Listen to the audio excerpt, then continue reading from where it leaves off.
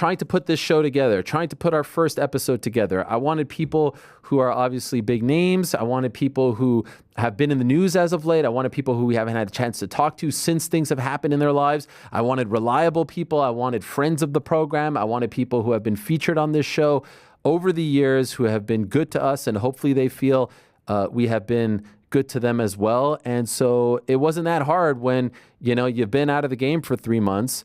There's a mountain of things that have happened. There's a ton of news. And one of the big stories happened around a month or so ago when we found out finally that Michael Chandler is in fact returning. It's going to be almost exactly 2 years since his last fight. Unfortunately for him, it is not against Conor McGregor. And this has been quite the saga, which we have talked to him about on numerous occasions. It is going to be a rematch against Charles Oliveira, and it's going to be back at Madison Square Garden here in New York City, the site of his last fight 2 years ago. And so much to discuss with the former Bellator champion, with the former contender, and perhaps a soon-to-be lightweight contender in the UFC. Let us say hello now to Iron Mike Chandler, who is kind enough to join us. There he is. What's up, Ariel? How are you, sir? Welcome to the new program. It's great to see you, my friend. You as well, man. Congrats. It looks good. So I'm excited to be here on your first episode. Let's do this thing. I appreciate it. Okay, so like I said, I laid it out. A lot has happened since we last spoke, and this is the big question that I wanted to ask off the bat. When I say unfortunately, I said unfortunately it's not against Conor. We talked about it. We know you wanted it. Is that a sentiment that you share? Is it unfortunate? Do you feel that way when talking about how this all played out?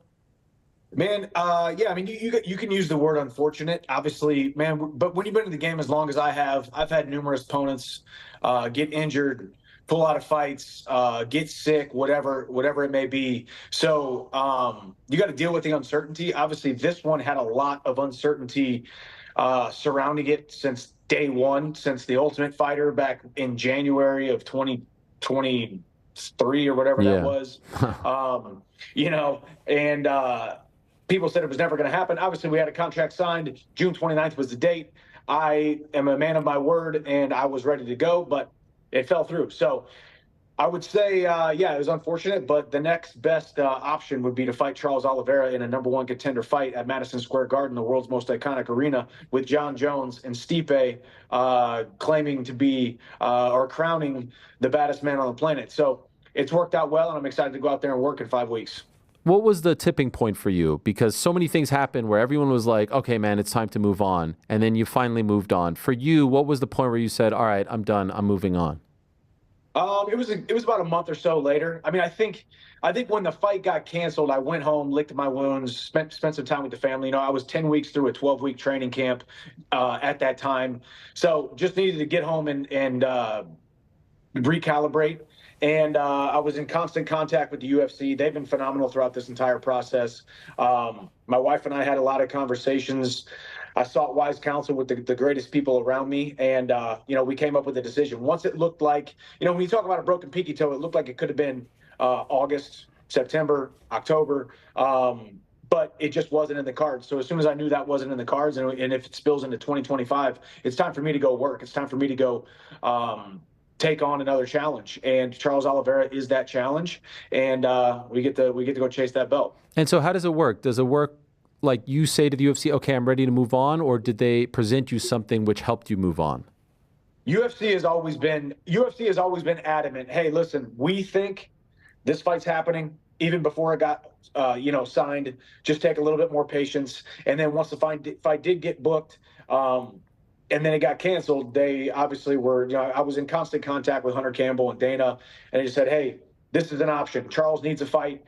You guys have some history. This fight makes a lot of sense. This is a fight that we can give you if you want it. And I molded over for a couple weeks, looked at it. I needed to also think about my weight. I was preparing for a 170 pound bout for about a year and a half. And then all of a sudden, when they talked about Utah, I wasn't going to be able to make it that quick, or I at least needed to experiment with my body and try to get down into the 80s to even be thinking about getting down to 155 by October. And then we settled on November 16th. But the UFC said, hey, Oliveira's ready to fight. If you want to fight, let us know.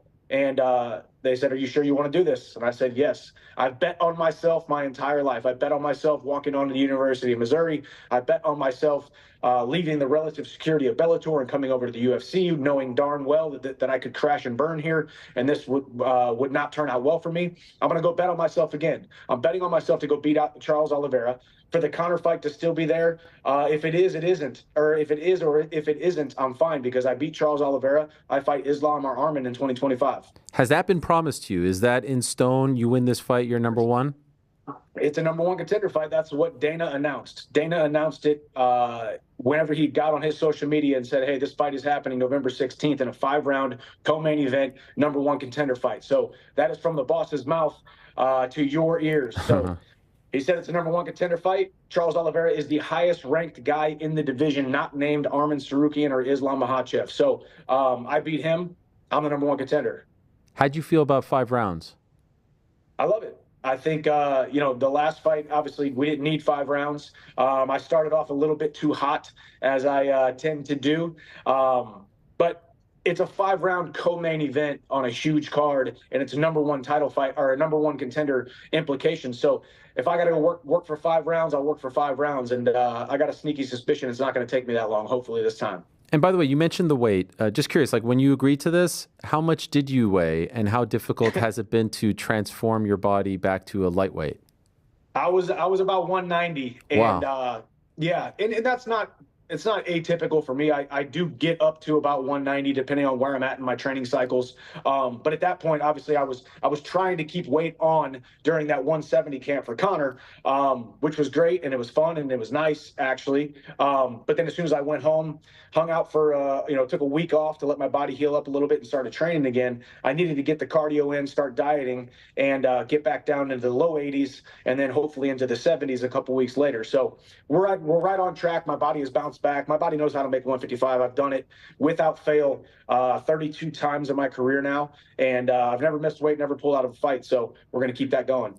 Conor has obviously been very present over the last few weeks, and he does continue to say that he wants this fight, that he wants to figure it out, he wants to settle it. That doesn't necessarily mesh with what you just said there, number one contender, then title fight if all goes well. And so how does he factor into your plans when you hear him say that? No, I mean, I think all I think about is the number one goal, which is the one fight that I have in front of me. Obviously, if we get done with this fight, you're going to have Islam and Arman. I don't know what that date is, but it sounds like it's going to be January. They're going to need a couple months to heal up. Then you got Ramadan and all that stuff. So who knows what happens? The whole world knows, and Conor knows, I want to fight Conor McGregor. We have to finish the Ultimate Fighter 31, or else it was all for naught. We have beef. We have a history. He needs to remove the stain of the MMA communities in their mind of him pulling out of this fight with a broken pinky toe. It needs to be Chandler versus McGregor. His road back to the UFC goes through Nashville, Tennessee. So that is a fight that I want. All I'm saying is I'm more focused right now on the more immediate goal, which is beating Charles Oliveira. And then all of a sudden you got Chandler versus McGregor becoming a number one contender fight, and then the whole world goes bananas. So we'll see what happens there. He did say on Saturday that he's returning February 1st against Dan Hooker. Now, I dug around a little bit, and I was told there's nothing yet on the table. Perhaps that's what he wants. It was a very quick clip. I don't know if you saw it, but it just felt like he was throwing it out there. What's your reaction to him saying that? Yeah, Conor's a very flavor of the week kind of guy. He just had a conversation with Dan Hooker. Everybody knows Dan Hooker's an awesome dude. You can sit there and have a beer with him, a forged Irish stout in the middle of a squared ring and be like, "Hey, man, I like you. You like me. We can make some magic. Let's fight each other." So I look no further than that, honestly. Dan Hooker is in the top 5 now. And if anything, it strengthens my case that I deserve to be in that top 5, top 6 anyway, because I have a win over him in my debut. So I'm happy for Dan Hooker. I don't think the UFC is going to be very keen on McGregor versus Hooker compared to McGregor versus Chandler, since we need to make this fight happen. So I'm not really that worried about it. It's been up in the air for the better part of 2 years. So I'm not going to spend any time or energy or effort worrying about it. The good thing is I have a great job to do in front of me, and that's November 16th at Charles Oliveira. I do wonder, though, how you feel about this. A lot of people continue to say they don't think he ever fights again. I'm not one of those people. I do think he fights again, but it's out there. Do you subscribe to that? I believe Conor McGregor fights again. I believe the way it's all happened, the campaign he put on, calling it the greatest comeback in combat sports history, the Ultimate Fighter, signing a contract to fight me and then pulling out of a fight. I mean, if you really think about Conor McGregor's legacy, the guy who was known for having opponents pull out of fights, and then him saying, I don't care, Dana, figure out who I'm fighting, and I'm going to go train. You let me know when I get done training. That has been his legacy. So to let his career end a couple of years ago, really, when he broke his leg, and then to do a training camp, do all the promotion and do everything for Tough 31, to have a contract signed against me, to then pull out with a broken pinky toe. The broken pinky toe becomes the last thing that you did inside of your legacy. So I don't think Conor wants that. I got a ton of respect for what Conor has done and what he has built. And yes, if you look at the way he lives his life, it doesn't look like he is thinking about training and fighting and putting in a 12-week training camp like the rest of us savages. But I do believe he's a romantic about the sport. I do believe he's coming back. And when he does come back, I do believe he fights me. Last thing on Conor, if the timing doesn't work out and his return isn't against you, how will you react to that? This sport moves fast, man. This sport it's the most beautiful sport in the world. You have covered it now for decades. You love it, and you love it because of the parody. You love it because of the stories. You love it because of the ups and the downs and the craziness that happens. This is the sport that I chose, and I've been very adamant and very vocal. I chose this as well, all right? I'm not mad at Conor. I'm not mad at the UFC. I'm not mad at you. I'm not mad at the media. I'm not mad at anybody who has naysayed me or questioned my decisions over the last year and a half. I am taking this squarely on my chest. I am the man who chose to wait that long and then sign the contract and then him pull out. So it's unfortunate. Like you said, you can use the word unfortunate if the fight never happens. But I was told that the fight is that he's coming back in 2025, and I got the first bite at that apple. So we'll see what happens there. 2 years since your last fight, same venue. It's crazy how life works. Any concerns about the opening round, ring rust, all that stuff? No, not at all. If anything, this was the best thing that could have possibly happened to me. Ariel, you've followed my career for a very long time. You've seen how I operate. You see the attention to detail that I put in. You see how I pour my full self into these training camps. And to go for the first 26 months of me signed with the organization, with 6 training camps, 5 fights, every single fight a banger, every single fight a fight of the night, title fights, main events, co-main events. It took a toll on me, and I didn't have a lot of time to do a lot of searching for who the best athlete that I need to be was. So having a year and a half kind of off and out of the octagon, doing some cool appearances, working on my other businesses, spending time with my family, it was the best thing that could have possibly happened to me. My body feels fresh. My body feels ready. My body feels energized, because I was running on empty in those last couple training camps, just because of the constant grind and no time off. By the time I healed up from these fights, I was getting back into a new training camp. So I don't want to sit here and sound soft or sound like I was making excuses, but the year and a half off was the best thing that could have happened for me. I also made some very, very big realizations and epiphanies about the sport as a whole, and I think it's all going to show November 16th. Like what? Could I ask? I just think I've made the sport harder than it needed to be.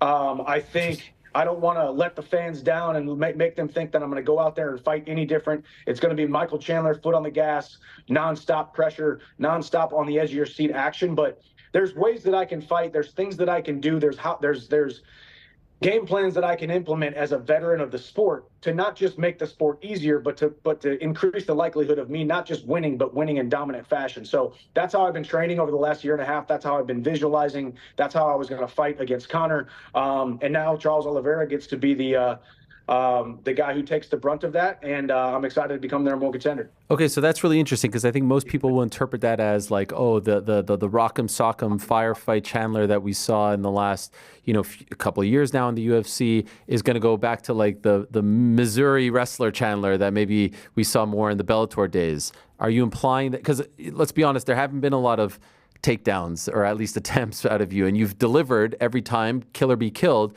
But some have questioned whether or not that's good for your health and longevity. Are you going back to old school Michael Chandler more? Man, I think even in Bellator, when I was getting a few takedowns, I was never in a boring fight. Yeah. If I ever did get a takedown, I got the finish, or a extremely dominant unanimous decision, 10-8 rounds.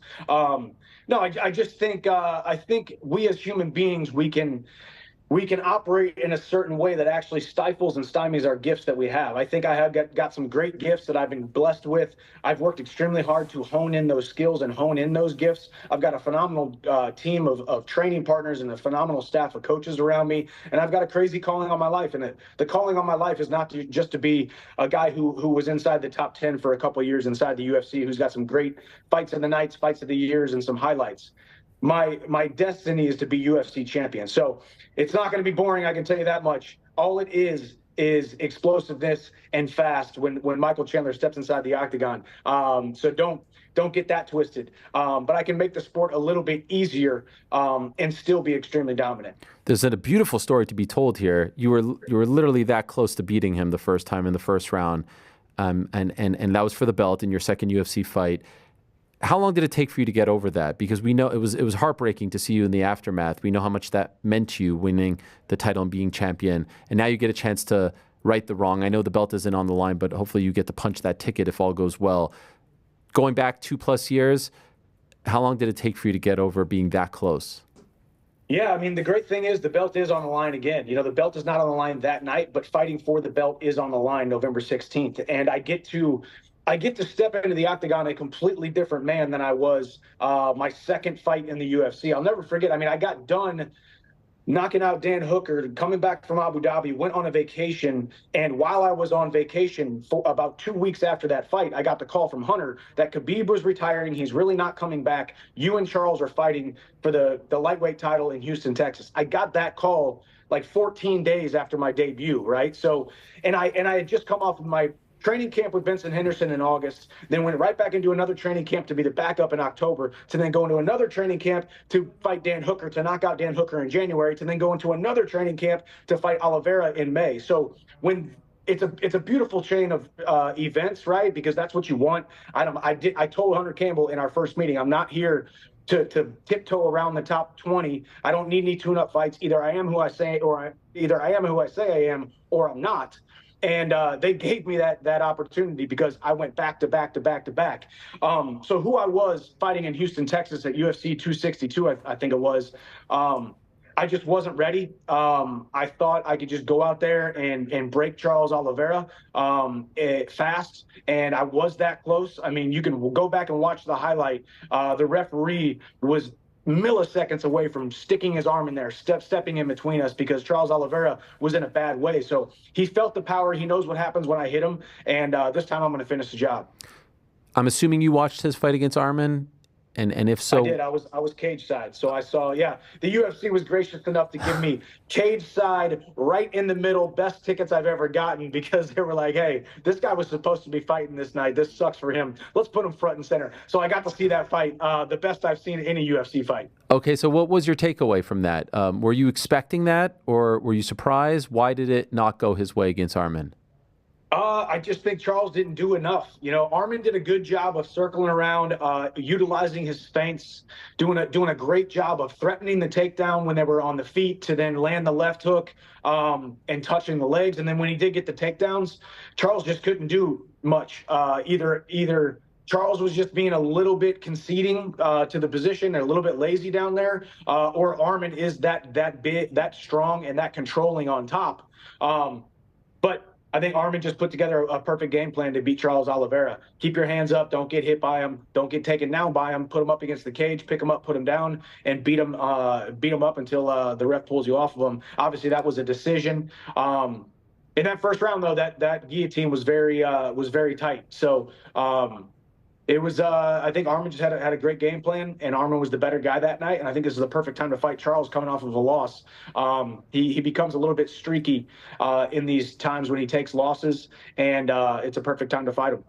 By the way, Arman and Islam, I've heard the same. January, perhaps in LA. Who do you fancy in that one? I fancy Islam. You know, like you said, I don't know. I've heard that fight is January. It's good timing. You know, I'll get through the holidays, and I'll be sitting there cage side seeing who my next opponent is. I think Islam is just, he has evolved a lot over the last couple fights. He's going to get the takedown.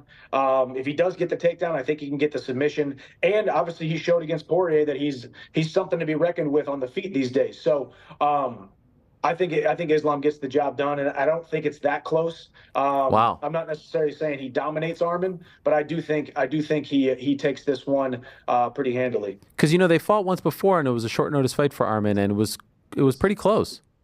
Yeah, but Islam's come a long way. Yeah, I think Islam has come a long way. I was one of Islam's biggest retractors, if you will. He kind of came in, he called me out, was calling a bunch of guys out, and that's what you got to do in the UFC once you get there, to start calling your shots. And he got a title fight off of beating number 12 or number 15 or something like that. So obviously I wasn't expecting him to win the title, but then he did. He proved everybody wrong, and he has done nothing but improve over the last couple fights. So I don't think it'll be as close as the last one was. Why is Arman always talking smack to you on Twitter? What's going on over there? And is there a part of you that's hoping he wins so that you can settle this with him? No, because I'd rather fight Islam. I really would rather fight Islam. I mean, if Arman becomes the champion and Arman wins that title, then I'm completely okay with it.